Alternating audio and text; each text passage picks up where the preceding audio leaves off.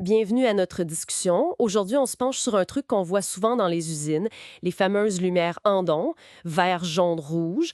On pourrait penser que c'est juste un système d'alerte visuelle. Oui, mais c'est pas mal plus que ça à la base. Faut remonter à Toyota, au Japon. L'origine, c'était vraiment des cordes, Des cordes? ouais, le long des lignes d'assemblage. Des fois, il y avait 400 postes, tu sais. Un opérateur avait un problème, hop, il tirait la corde, ça allumait une lumière précise, puis une équipe venait l'aider. Ah ouais, Le but, c'était d'agir vite, sans tout arrêter. C'était ça l'idée de génie. ingénieux. Quand même. Puis aujourd'hui, notre but, c'est de voir comment ça a évolué.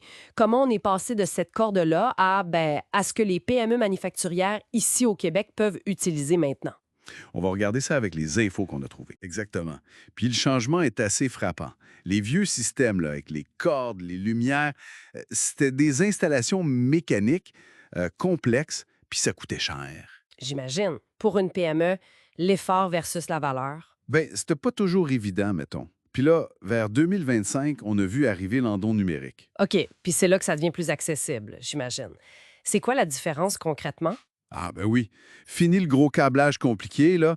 Aujourd'hui, on parle de tablettes numériques, des tablettes standards qui coûtent quoi, 200, 250 pièces, Ah ouais, hein? avec une interface tactile, un logiciel que tu peux configurer comme tu veux. Souvent, ça roule juste sur le Wi-Fi de l'usine. C'est beaucoup plus démocratique pour les PME. Moins intimidant, certain.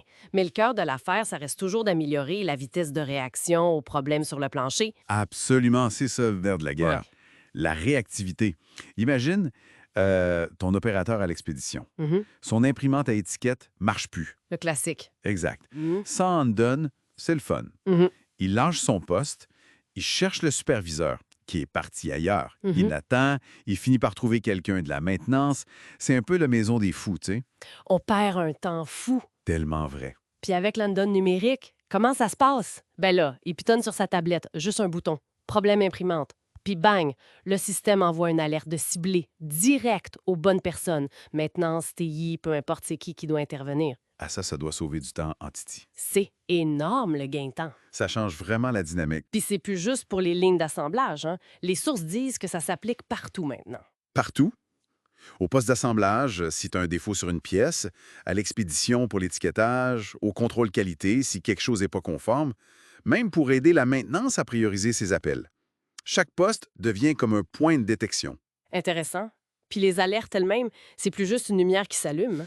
Non, non.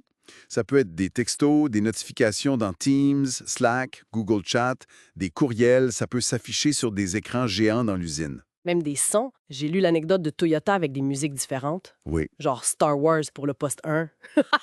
C'est drôle, mais ça montre l'idée. Une alerte immédiate, ciblée, que tu peux pas manquer. Mais la grosse différence, là, le vrai changement de jeu, ce serait la collecte de données. C'est plus qu'une simple sonnette d'alarme. C'est là le point tournant. Le numérique, ça enregistre tout, automatiquement. Combien d'appels? De quel poste? Pour quel type de problème? Ça prend combien de temps à répondre? Combien de temps pour régler? wow. Ça te bâtit une base de données incroyable sur tes opérations. C'est comme un système de tickets d'incident, mais intégré puis automatisé. Puis avec ces données-là, on peut enfin sortir du mode éteindre des feux pour vraiment améliorer. Exactement. Tu vois clairement où sont tes problèmes récurrents, ceux qui te coûtent le plus cher en temps, en argent. Fait que tes équipes d'amélioration continue, elles peuvent focuser sur les vrais enjeux, basés sur des faits, pas juste sur des impressions. Ça structure la démarche. Ce qui est fou, c'est qu'en étant si puissant, ça semble quand même plus simple à mettre en place qu'avant. C'est plus le projet monstre que ça pouvait être. Ben non, c'est ça l'affaire. Des tablettes standards, peut-être avec un case industriel puis le logiciel, c'est souvent vu comme un projet quick win. Retour sur investissement rapide. Oui. Puis c'est évolutif. Tu peux commencer simple, puis après ajouter des fonctions. Des niveaux d'escalade automatique si personne répond. Connecter ça à ton ERP, à ta GMAO, ton système de gestion de maintenance. Même aller vers de l'analyse prédictive plus tard. Donc, ça va plus loin que juste l'optimisation de technique. Ça touche la culture de la shop. Totalement. Quand c'est bien implanté, un système on-done s'incarne des principes lean importants. On valorise ceux qui détectent les problèmes tôt, sur le terrain. Ça amène de la transparence, de la communication rapide, ça responsabilise les opérateurs. Oui, puis ça fait voir les problèmes non pas comme des échecs, mais comme des chances de s'améliorer tous ensemble.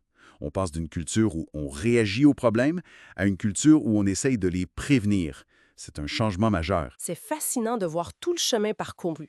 De la simple corde chez Toyota à cet outil numérique, devenu stratégique et surtout accessible même pour les plus petites entreprises manufacturières. Puis cette accessibilité-là, c'est vraiment un clé aujourd'hui. La techno est abordable. C'est devenu un investissement intelligent pour améliorer la réactivité, la qualité, l'efficacité. C'est vraiment une étape importante pour bâtir une vraie culture d'amélioration continue. Absolument. Ça fait réfléchir. Si on sort juste une seconde de l'usine ou d'autres dans nos entreprises, est-ce que cette idée simple de signaler puis de suivre systématiquement les petits problèmes récurrents pourrait nous faire découvrir des gains d'efficacité qu'on soupçonne même pas? Une bonne question à se poser.